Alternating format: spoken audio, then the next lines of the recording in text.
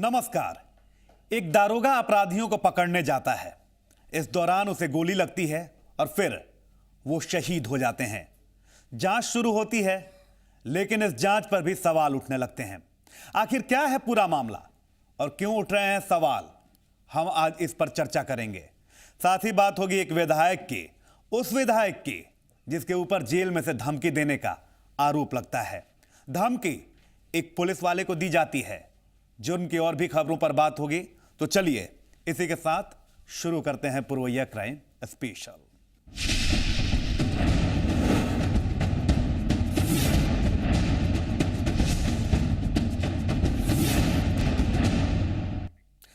Jail के अंदर से धमकी देने का आरोप है। धमकी एक पुलिस वाले को दी गई है। यह आरोप एक विधायक के ऊपर लग रहा है और आपको बता दें कि वो विधायक जी रांची की जेल में इस वक्त बंद हैं। तो फिर सवाल यह है कि जेल के अंदर से आखिरकार धमकी कैसे दी गई है। मामला बेहद ही गंभीर है। जेल के अंदर से धमकी, विधायक ने दी पुलिस को धमकी। आय से अधिक संपत्ति के मामले में जेल में बंद है विधायक। गवाही रुकवाने के लिए दी गई पुलिस को धमकी।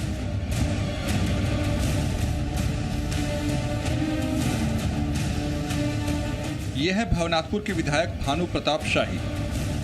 विधायक जी फिलहाल रांची के जेल में बंद हैं। उन पर आय से अधिक संपत्ति का आरोप है। मामले की सुनवाई अभी चल भी रही है। विधायक जी बड़े दबंग माने जाते हैं। आरोपों के मुताबिक भानु प्रताप शाही ने इस बार जेल के अंदर से अपनी दबंगई दिखाई है। पुलिस का कहना है कि विधायक भानु प्रताप शाही ने धमकी दी है। एक मामले में गवाही रुकवाने के लिए विधायक जी ने एएसआई अजय सिंह को फोन पर धमकी दी। एएसआई अजय सिंह भवनाथपुर थाने में ही तैनात हैं। कल रात जो है भानु प्रताप शाही ने उन्हें फ़ोन से धमकी दिया कि आप क्यों एक्यूज को कोर्ट में गवाही के लिए प्रेशराइज कर रहे हैं। और ये उल्लेखनीय है कि 53/6 भवनाथपुर थाना का एक मामला है जिसमें कि SC/ST एक्ट लगा हुआ है। और ये डॉक्टर विजय कुमार राम हैं जो कि भवनाथपुर में सेल में पदस्थापित हैं। उन्होंने वो इन्फॉर्मेंट उस केस में, और उसकी आज गवाही होने वाली थी। और इसमें 6 एक्यूज हैं जिनकी गवाही नहीं हो पाई अब तक। तो पुलिस उसमें जो एक कोर्ट से निकला होता है समन टू एक्यूज, वो जानकारी देने इंटीमेट करने के लिए एक्यूज के पास गई हुई थी। इस धमकी के बाद पुलिस ने स्टेशन डायरी में मामला दर्ज कर दिया। साथ ही मामले की जांच भी शुरू कर दी। आपको बता दें कि ये 2006 का मामला है। एक डॉक्टर के खिलाफ जाति सूचक शब्दों का इस्तेमाल किए जाने का आरोप है। इसके साथ ही सरकारी काम में बाधा डालने का आरोप भी लगा है। इस मामले में 5 नामजद अभियुक्त बनाए गए। कोर्ट के आदेश पर भवनाथपुर पुलिस ने गवाही के लिए 5 अभियुक्तों को नोटिस जारी किया था।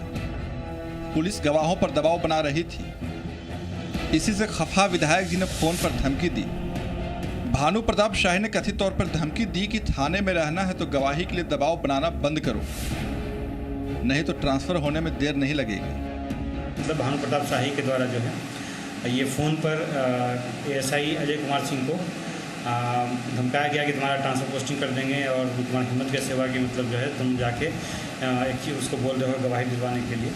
और हम लोग स्टेशन डायरी एंट्री कर रहे हैं, शनाख्त कर रहे हैं। और जिस नंबर से फ़ोन आया था, चूँकि वो अभी कस्टडी में है, तो उनके द्वारा फ़ोन आया था। हम लोग ये जांच कर रहे हैं कि फ़ोन किनका था, किनका फ़ोन प्रयोग किया गया।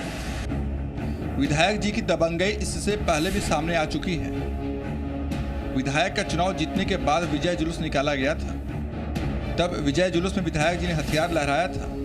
अब जेल से कथित तौर पर धमकी देने का मामला सामने आया है। देखना है कि भानु प्रताप शाही के खिलाफ आरोपों में कितनी सच्चाई है। सवाल यह भी है कि जेल के अंदर मोबाइल कहां से आया, जिस मोबाइल फोन से धमकी दी गई वो मोबाइल नंबर किसका है।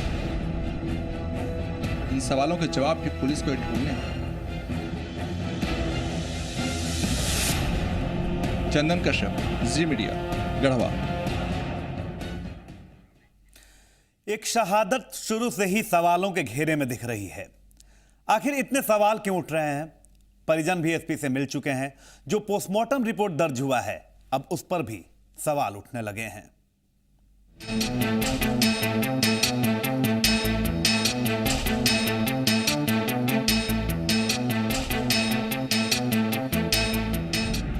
14 जुलाई का दिन था। अररिया जिले के भरगामा थाना के प्रभारी प्रवीण कुमार की हत्या कर दी जाती है। इस घटना के सामने आते ही हर जगह हड़कंप मच जाता है। प्रवीण कुमार की हत्या रानीगंज थाना इलाके के मध्य विद्यालय में की गई थी। मौके पर रानीगंज थाना प्रभारी राजीव कुमार भी मौजूद थे। उन्होंने 2 अपराधियों को पकड़ा भी था, लेकिन भरगामा थाना प्रभारी की किस्मत इतनी अच्छी नहीं थी। वो अपराधियों की गोलियों के शिकार हो जाते हैं। इस बारे में रानीगंज थाना में एफआईआर भी दर्ज कराया जाता है। मामले की जांच भी शुरू होती है, लेकिन ये एफआईआर भी कई सवाल खड़े करता है। एफआईआर के मुताबिक राजीव कुमार ने खुद के बजाय प्रवीण कुमार द्वारा रानीगंज थाना को सूचना देने की बात कही है। लेकिन सवाल यह उठता है कि घटनास्थल रानीगंज थाना इलाके में पड़ता है, तो फिर भरगामा थाना प्रभारी को क्यों बुलाया गया? एफआईआर में कहा गया है कि अपराधियों को पहले भरगामा थाना इलाके के सकेला मोड़ पर खोजा गया। अब सवाल उठता है कि सकेला मोड़ की भरगामा थाने से दूरी महज 500 मीटर है, तो फिर 14 किलोमीटर दूर से रानीगंज थाना प्रभारी को बुलाने की क्या वजह हो सकती है? एक बात और गौर करने वाली है। प्रवीण कुमार को अगर ये पता था कि अपराधी स्वचालित हथियार से लैस है और रानीगंज थाना प्रभारी की मदद की ज़रूरत है, तो फिर प्रवीण अपने साथ रहने वाले फोर्स को लेकर क्यों नहीं गए, जबकि वो इसे अपने साथ ले जा सकते थे? एफआईआर में लिखा गया है कि अपराधियों की खोज में वो पुलिस जीप से गए थे, लेकिन घटनास्थल के आसपास के लोगों का कहना है कि पुलिस निजी गाड़ी सफारी से वहां पहुंची थी। जब इनका हत्या हुआ वो पिस्टल लेके क्या कर रहे थे, उसका पिस्टल कहाँ फंस गया? वो घुस के क्रिमिनल को पकड़ रहा है, इनका पिस्टल गाड़ी डाकोर का रक्षा कर रहा है। क्या इनके पास फोर्स नहीं था? भरगामा थाना फोर्स नहीं थे क्या? अगला सवाल ये कि पुलिस ने इस मामले में 2 शिक्षकों को जब्ती सूची में गवाह बनाया है। आपको बता दें कि जिस वक्त ये वारदात हुई उस वक्त स्कूल बंद हो चुका था। पुलिस ने 2 शिक्षकों को गवाह बनाया है, लेकिन गवाह बने दोनों शिक्षकों का साफ कहना है कि वे लोग घटनास्थल पर मौजूद नहीं थे। उनके मुताबिक पुलिस ने उनसे सादे कागज पर साइन करवा लिए। घटना के बारे में हम लोग कुछ नहीं बता पाए, कि हम कुछ दिन बच्चे को पढ़ा रहे थे, कुछ तो बचाया था 10th क्लास को, उसको पढ़ा रहे थे। अब क्या हुआ नहीं हुआ ये नहीं पता। तो फिर आप गवाह कैसे, मतलब कि गवाही पे आपका साइन कब हुआ? गवाही तो दूसरे दिन आया और बुलाया गया और उनको कहा कि सामान जो ले जा रहे हैं उसी का आप सिग्नेचर कर दीजिए सादा कागज पर। तो सभी टीचर थे, मिडिल स्कूल के भी सभी टीचर थे और कुलदीप बाबू यहाँ के भूतपूर्व मुखिया हैं वो भी थे, है ना। तो मतलब आप लोगों को सादा कागज पे साइन करवा लिया? जी। तो गवाही वाले में सर तो चले गए, तब हम लोग शाम को भय से चले गए गांव घटना के बाद सर। और जाके दूसरे दिन आई पुलिस और जाके सादा कागज में सर साइन लिया गया सर।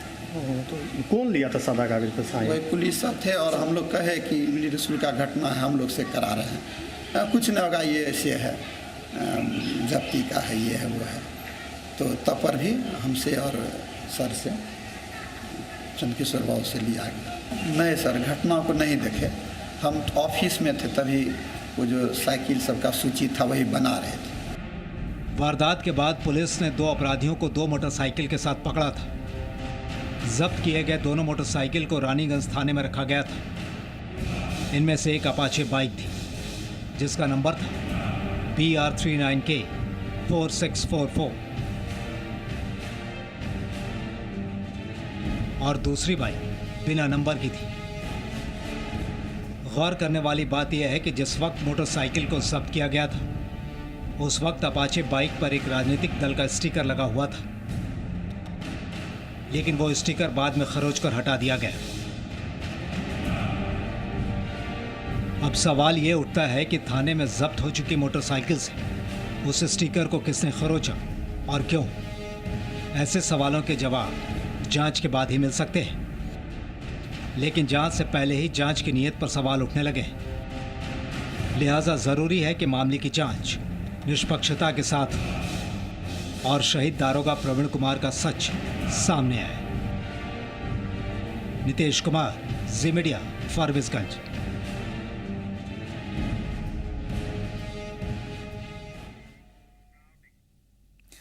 वो गए तो थे अपनी मेहनत की मजदूरी मांगने, लेकिन इसके बदले में उन्हें मिली चोट। जी हां, शेखपुरा से दबंगई का यह मामला सामने आया है। दबंगों ने मजदूरी मांगने पहुंचे शख्स को जमकर पीटा।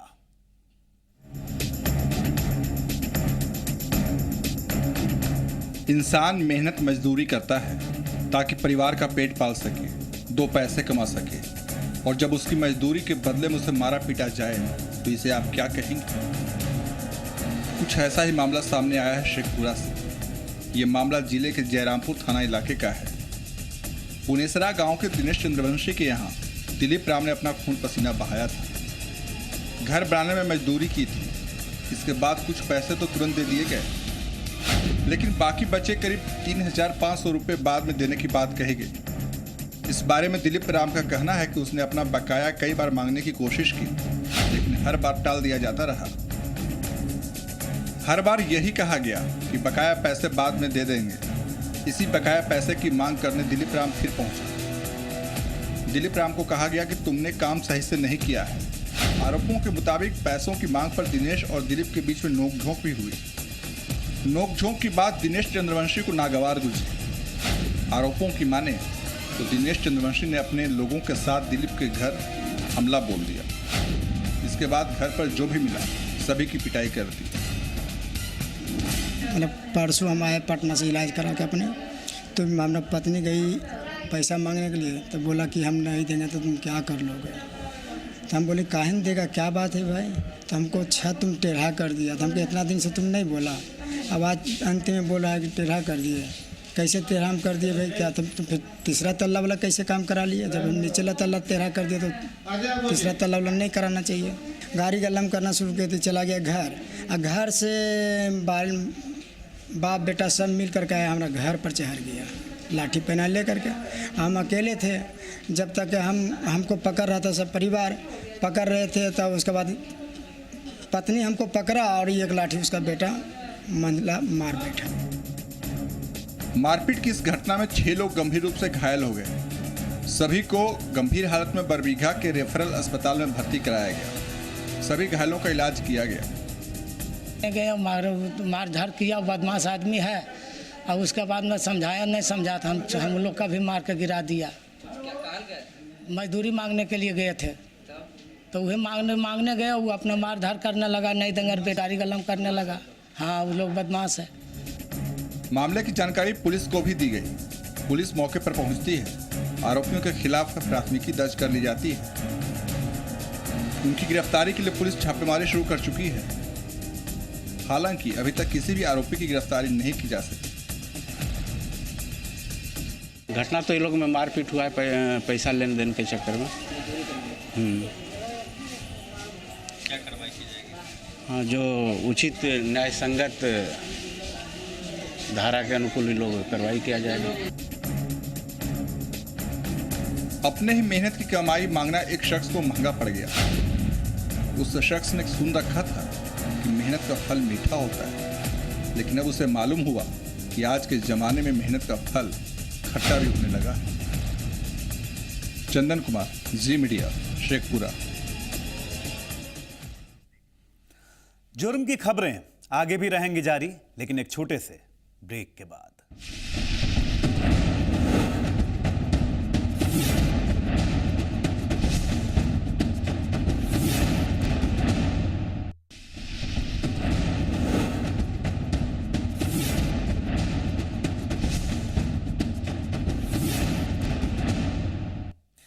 ब्रेक के बाद पुरवैया क्राइम स्पेशल में स्वागत है आपका।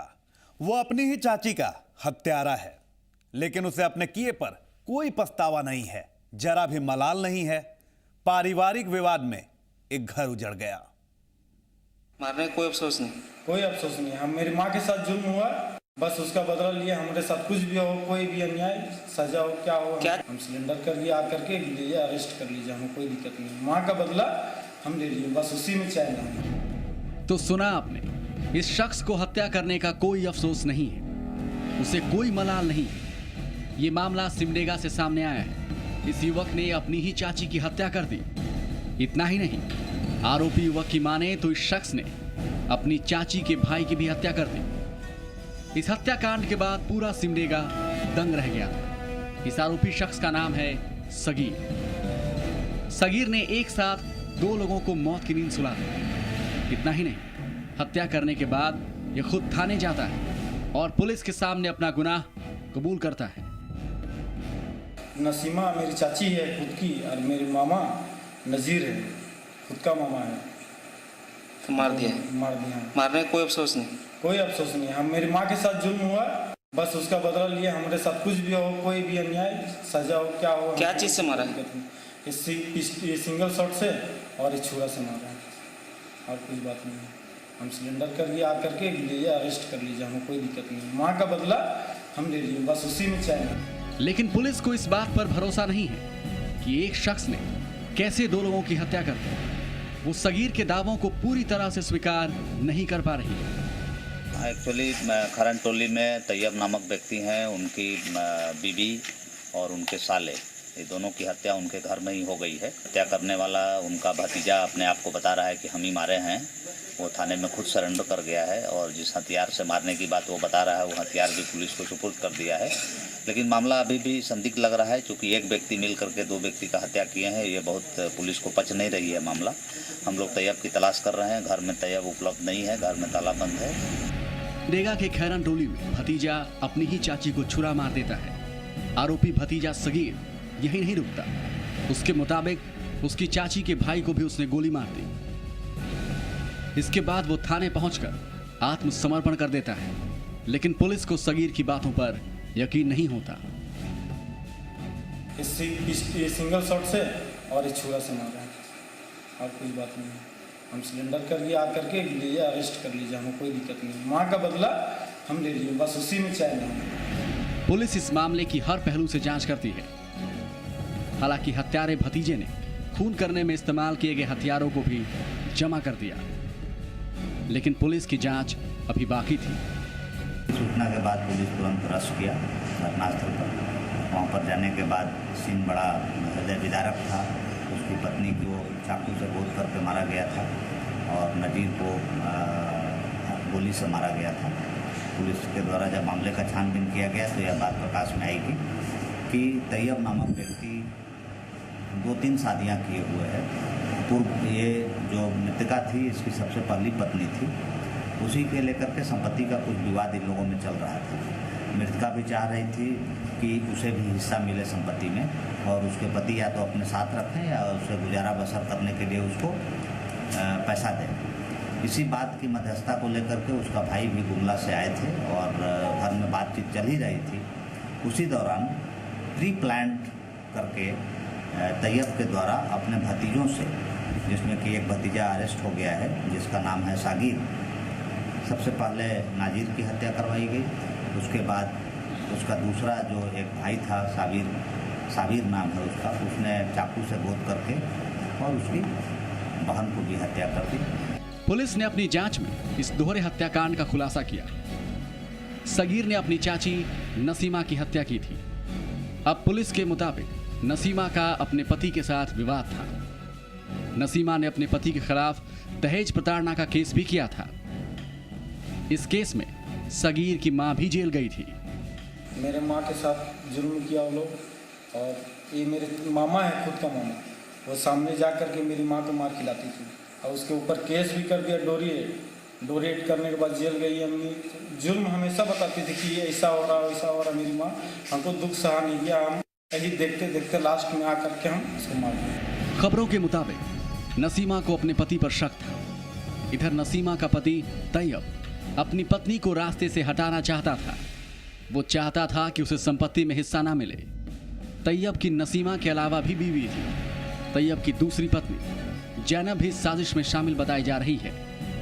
पुलिस ने तैयब और उसकी दूसरी पत्नी जैनब को उठा लिया। इसके बाद इस मामले का खुलासा होता है। पुलिस के मुताबिक तैयब ही अपने भतीजे को भी पालता था। तैयब के उकसावे पर ही उसके भतीजे सगीर और सबीर ने वारदात को अंजाम दिया है। परिवार वालों के द्वारा, मृतक के परिवार वालों के द्वारा कुल 4 नामजद अभियुक्त पाँच नामजद अभियुक्त बनाए गए हैं, जिसमें तैयब, उनकी वर्तमान की पत्नी जो जैनब खातून है उनको बनाया गया है अभियुक्त। इसके अलावे तैयब का बड़ा भाई नसीम, कुल 5 अभियुक्त बनाए गए हैं। पुलिस के द्वारा 3 अभियुक्त गिरफ्तार कर लिए गए हैं। तैयब गिरफ्तार हो गए हैं, उनकी पत्नी जैनब खातून गिरफ्तार हो गई हैं, और सबसे है कि जो सागिर जिसने गोली मारा है जिस लड़के ने, वो गिरफ्तार हो गया है। रात के अंधेरे में हुए हत्याकांड को दिन के उजाले में पुलिस ने सुलझा लिया। नसीमा के बच्चों को नसीमा के परिजनों के हवाले कर दिया गया है। बच्चों को गुमला भेज दिया गया है। लेकिन आपसी विवाद में केवल 2 जिंदगियां ही खाक नहीं हुई, बल्कि उन बच्चों पर भी इसका असर होगा जो अब बिन मां के हो गए। श्रीरामपुरी, जी मीडिया, सिमडेगा। पुरवैया क्राइम स्पेशल में फिलहाल वक्त हो चला है एक और छोटे से ब्रेक का।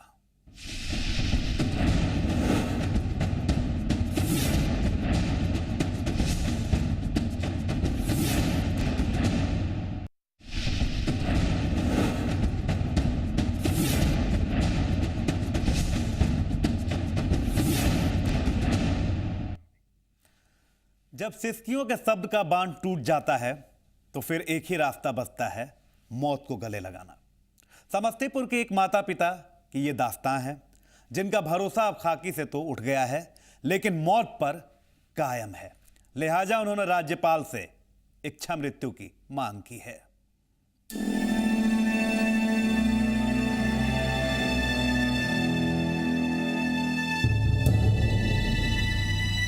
बेटे की तस्वीर को निहारते इस माता पिता को पुलिस पर से भरोसा उठ चुका है, या यूं कहें कि पुलिस ने इनके भरोसे का कत्ल कर दिया है। अगर ऐसा नहीं होता तो अपने कलेजे के टुकड़े को इंसाफ दिलाने के लिए राज्यपाल से इच्छा मृत्यु की मांग नहीं करते।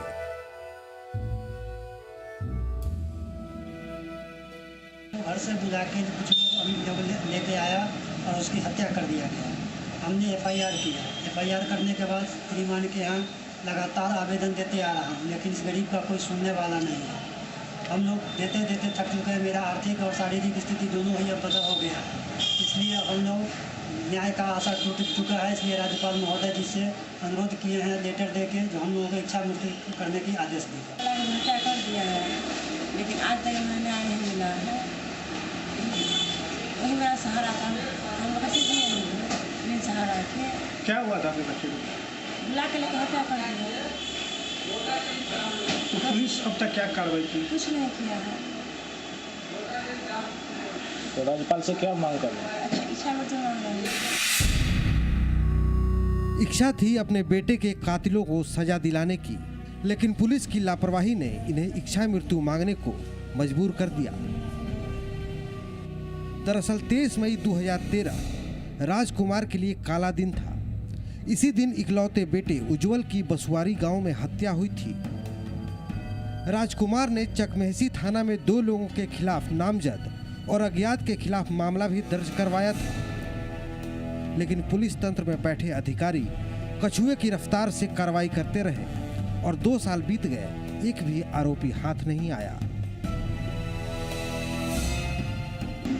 मृत्यु हुई है, इसमें केस भी दर्ज है और केस 2 व्यक्ति पर ट्रू भी है, और हम लोग कार्रवाई और हमने अभी आयोग की शिथिलता के लिए उसको मैंने प्रोसीडिंग की है। केस की समीक्षा कर रहा हूँ मैं, फर्दर कार्रवाई की जाएगी। मेनली इसमें दोनों अभी फरार हैं, क्योंकि जब्ती कार्रवाई की जा रही है।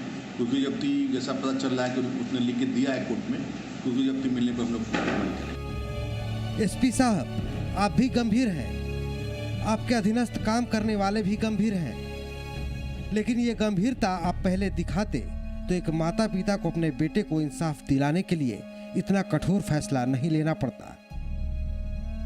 संजीव नैपुरी, जे मीडिया, समस्तीपुर।